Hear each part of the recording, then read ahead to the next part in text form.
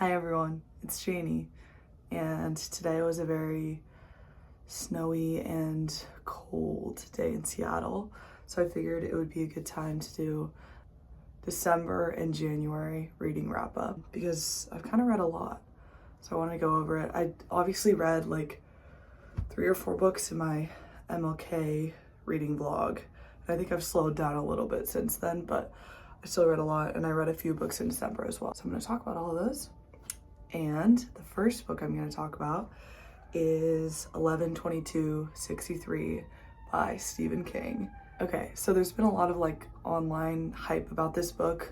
However, it is 867 pages long.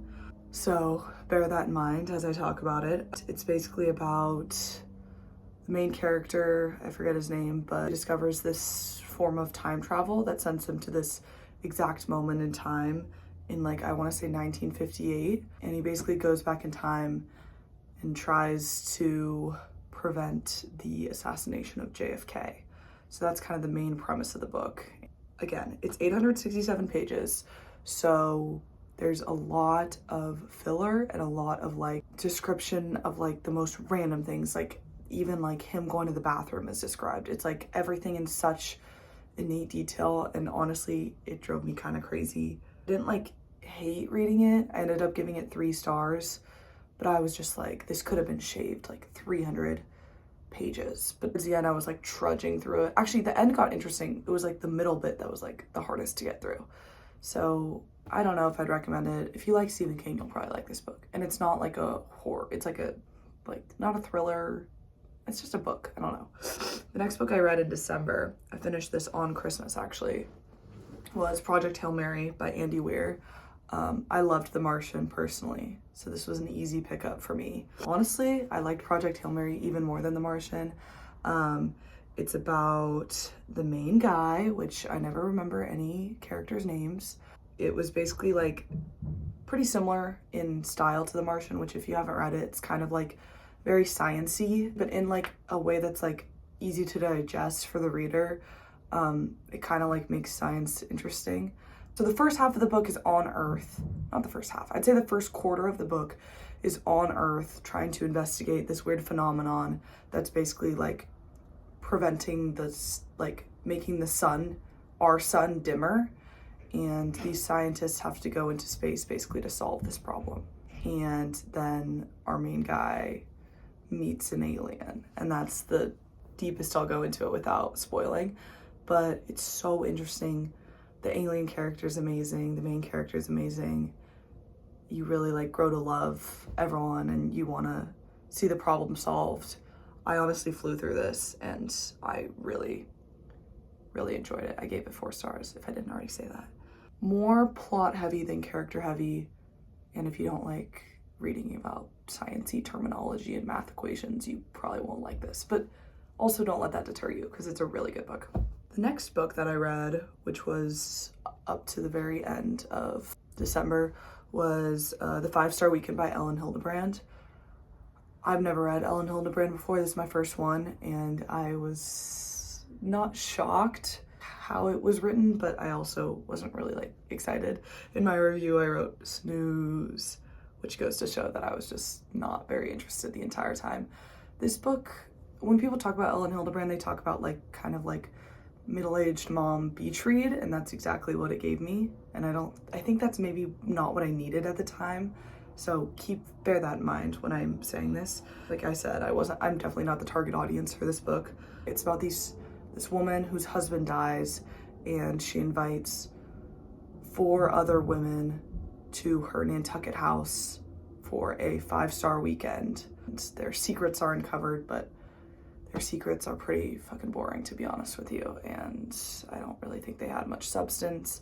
I kept waiting for something exciting to happen. There's this like mysterious villain that's introduced, but then like nothing really comes out of it. I don't know. I thought it was really stupid. I'd be willing to check her out again, but I just was so bored reading that book. But then again, I read it in like 3 days, so maybe I wasn't that bored. In the very beginning of January, I read Fantastic Land by my mom's request because she gave it 5 stars.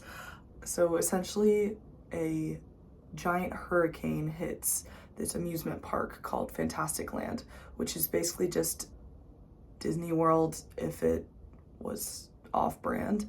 The amusement park has this protocol that some of the staff will stay in the amusement park during a natural disaster and basically prevent like looting and that kind of thing. The rescue takes way longer, and Fantasticland turns into this kind of like crazy dystopian Hunger Games-esque kind of scene. I really enjoyed it. I gave it 4 stars.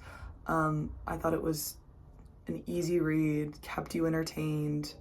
Obviously, you hear the premise, and I think it sounds pretty entertaining. I don't know, it's exactly what you would expect. It's classified as a thriller, but I wouldn't call it a thriller. It's more of like watching a true crime documentary mixed with like a reality TV show. So if that sounds intriguing to you, check it out. Fantasticland by Mike Bachoven. The next book I read was The Night Circus. Basically about these 2 magicians, but they're basically just people with magic who, one's a boy, one's a girl. They basically are raised from a young age to do this competition of their magical abilities. There's like a love story, and then kind of this competition takes place in this black and white circus, and we're also in the 1800s. If I sound confused, it's because I kind of was confused reading this whole book.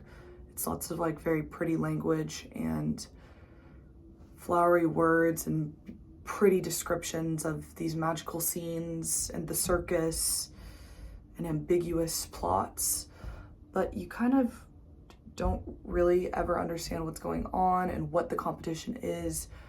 Even when it's like revealed what it is at the end, I was still confused. I gave it 3 stars because I thought the writing was really good, and I also felt like intrigue was there, but then the payoff was not. I think this book came out in like 2011. People were obsessed with it, so that's why I decided to read it, because I feel like a lot of the booktubers I watch like have hyped it up a lot. I think if you like really flowery, pretty languages, pretty quotes, lots of like beautiful scenery, and are okay with things being a little bit unfinished, some loose ends, you'll like this book. Next book I read, which is in my reading vlog, is Annie Bot by Sierra Greer. This came out last year and I loved it. It's about basically an AI sex doll, as stupid as that sounds, but it's about way more than that. It's about her life and like her kind of like finding humanity, and it's from her perspective. I think that her character was amazing, but there was also enough plot to keep me interested, and it's pretty short. It's not, I think I've been reading too many overly long books that have just been like annoying me. Yeah, I loved it. I gave it 5 stars. I would definitely recommend reading. I don't want to give too much away because it's just good. The next book I read was The Women by Kristen Hanna, which I also talked about in my reading vlog. This one's basically about a nurse in the Vietnam War and her dealing with the aftermath of that, PTSD and all of that. I honestly think this is one of those books that like most people will like. It's just like a good book. It's historical fiction, so if you like historical fiction, you'll probably like this book. I don't know, some of it just felt really flat for me. I felt like the Vietnam War scenes were like super repetitive. They all felt the same, but then the aftermath lacked some of the emotional depth I was looking for. So I gave it 3 stars. The next book I read, which I actually have right here, is The Family Remains by Lisa Jewell. This is actually a sequel to The Family Upstairs by Lisa Jewell, which was like a popular book. And I didn't read the first book, so I was pretty confused, but it said it was a standalone. So I got to like 60% and I'm still confused by all these characters and what their connection are to each other. There's all these names being thrown out, and then I realized that it was a sequel like that far into it once I put it in my Goodreads, and that's my fault. So I gave it 2 stars because I was confused the whole time. I don't even think that book really counts, but I did end up finishing the book because I got so far into it. I also just think it's kind of a half-assed thriller. I think even if you read the first book, you would have been like, okay, but I gave it 2 stars. Me Upstairs might be really good, but I wouldn't know. Oh, wait, I skipped one. Before I read The Family Remains, I read Me Before You, which was also in my reading vlog. And it's basically about a quadriplegic and his caretaker and kind of their romance. And I thought it was really sweet. I gave it 3.5 stars. I think the writing was really good. The story was sweet, but there just wasn't enough going on for me to like really enjoy it. It basically just goes from her house back to the guy's house and their conversations. And that's kind of it. It's a very cute book. Honestly, I totally recommend to everyone. Me Before You by Jojo Moyes. Now moving on to Beautyland by Marie-Helene Bertino. This book has been getting a lot of hype. It's basically about a girl who's an alien, essentially, but she's like birthed through a human woman. So she's like a human, but like inside of her is an alien. And she communicates to her alien superiors through her fax machine. I thought the concept was really interesting, and I also was really intrigued because it gave very much Annie Bot vibes, like kind of like strange different girl meets human society, which is also, this book reminded me a lot of Eleanor Oliphant is Completely Fine. And I hated Eleanor Oliphant is Completely Fine, and I loved Annie Bot, and this kind of fell in the middle of those, I think. I thought that her anecdotes were really sweet, and I really liked Adina as a character, but a lot of it was just like half-assed like observations of humanity and like a lot of just random filler of her just doing random things. I think what I liked about Annie Bot is that it felt like every like word on the page was intentional, and there was some kind of like forward-moving plot, but Adina was pure character, and it helped that I liked her character, whereas in Eleanor Oliphant is Completely Fine, I hated Eleanor. I think that most people would like this book. It's really flowery also, but I think Adina is really likable. I ended up giving it 3 stars, just because I was kind of bored.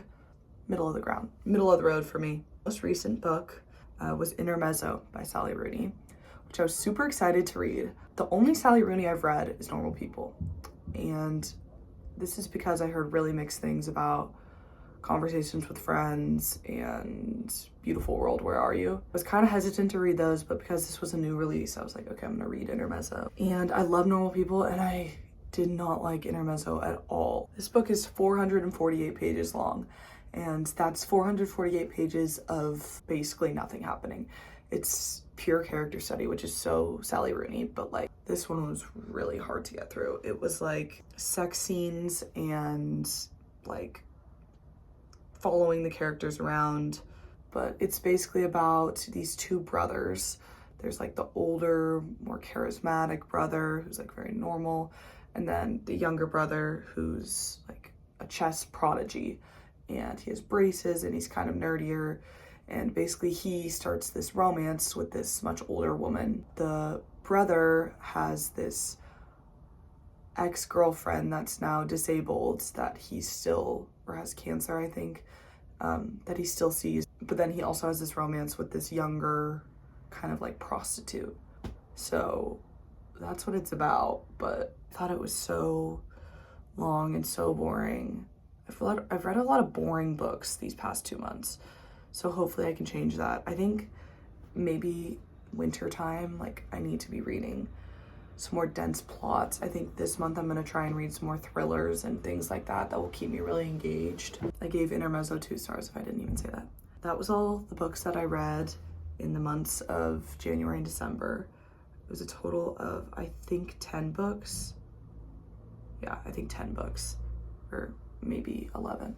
I really have enjoyed reading these past 2 months. I'm going to New York for President's Weekend, which is in about a week. And I'm gonna see my sister Shay, and we're gonna do lots of reading and bookstore hopping. So I will make sure to vlog then. I'm very excited to keep posting on this channel, even though it's pretty much just my family watching. So hi everyone, and I'll see you guys next weekend. Get excited for another vlog. So peace and see you soon. Happy reading.